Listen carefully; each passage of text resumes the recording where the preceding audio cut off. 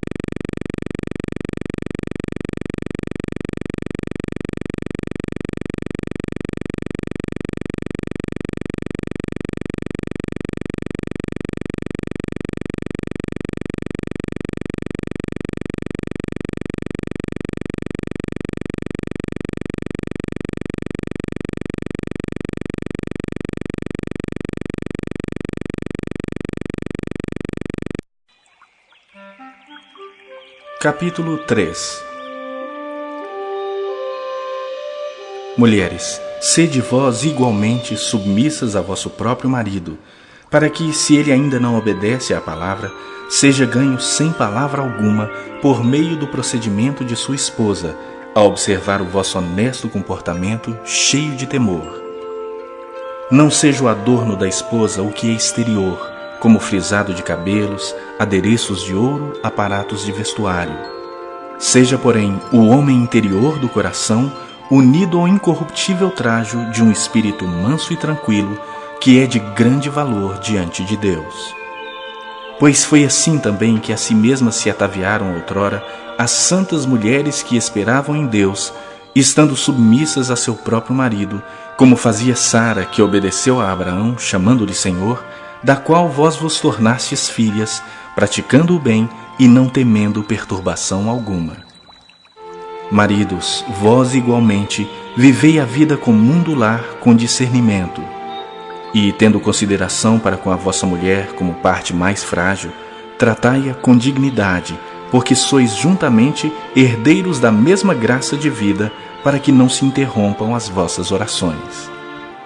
Finalmente, sede todos de igual ânimo, compadecidos, fraternalmente amigos, misericordiosos, humildes, não pagando mal por mal ou injúria por injúria.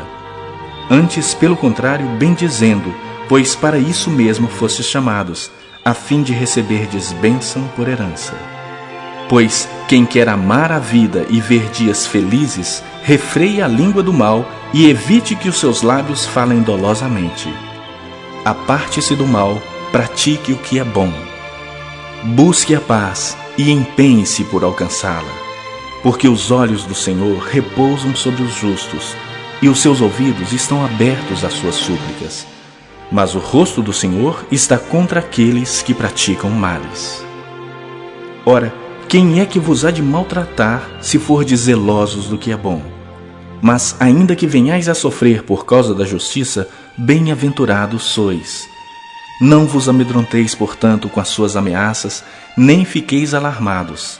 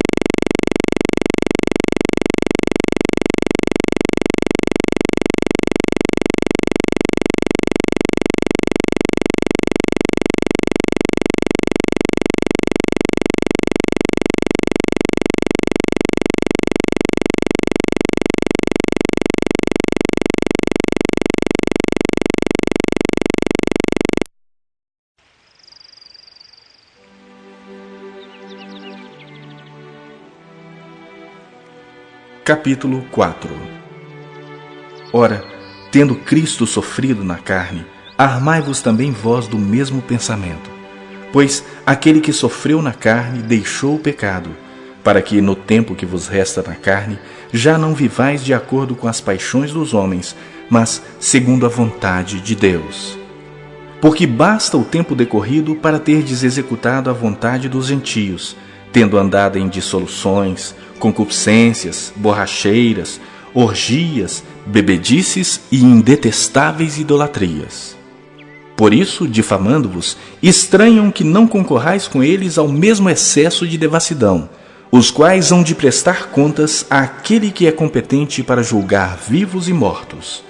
Pois para este fim foi o Evangelho pregado também a mortos, para que, mesmo julgados na carne segundo os homens, vivam no Espírito segundo Deus. Ora, o fim de todas as coisas está próximo. Sede, portanto, criteriosos e sóbrios a bem das vossas orações.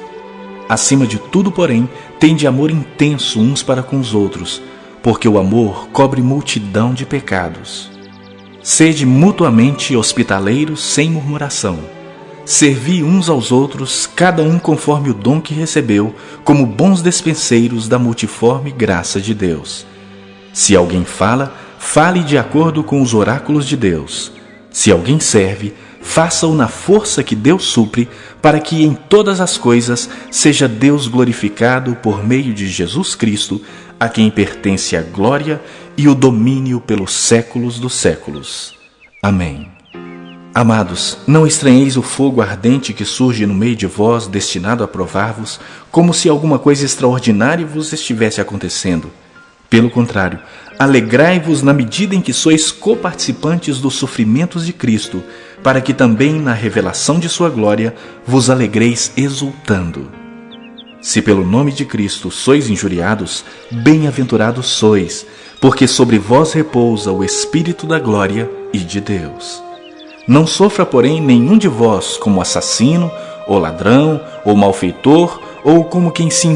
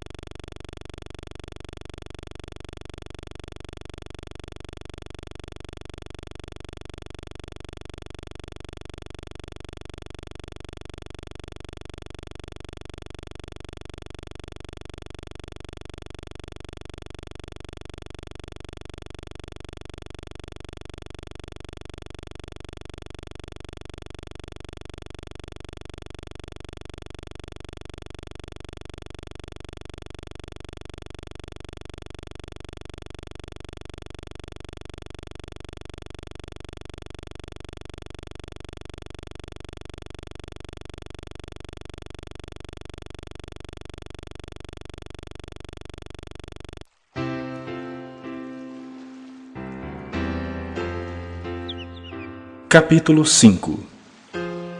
Rogo, pois, aos presbíteros que há entre vós, eu, presbítero como eles, e testemunha dos sofrimentos de Cristo, e ainda coparticipante da glória que há de ser revelada.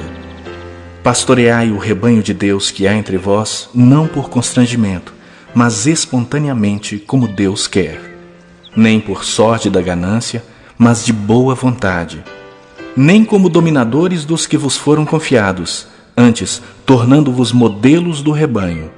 Ora, logo que o Supremo Pastor se manifestar, recebereis a imarcessível coroa da glória. Rogo igualmente aos jovens, sede submissos aos que são mais velhos.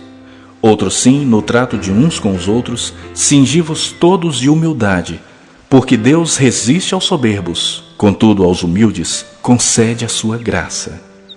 Humilhai-vos, portanto, sob a poderosa mão de Deus, para que Ele, em tempo oportuno, vos exalte, lançando sobre Ele toda a vossa ansiedade, porque Ele tem cuidado de vós. Sede sóbrios e vigilantes. O diabo, vosso adversário, anda em derredor como leão que ruge, procurando alguém para devorar.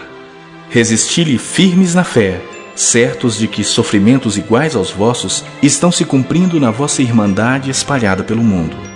Ora, o Deus de toda graça, que em Cristo vos chamou à sua eterna glória, depois de terdes sofrido por um pouco, Ele mesmo vos há de aperfeiçoar, firmar, fortificar e fundamentar. A Ele seja o domínio pelos séculos dos séculos. Amém. Por meio de Silvano, que para vós outros é fiel irmão, como também o considero, vos escrevo resumidamente, exortando e testificando de novo que esta é a genuína graça de Deus. Nela estai firmes. Aquela que se encontra em Babilônia, também eleita, vos saúda, como igualmente meu filho Marcos. Saudai-vos uns aos outros com ósculo de amor. Paz a todos vós que vos achais em Cristo.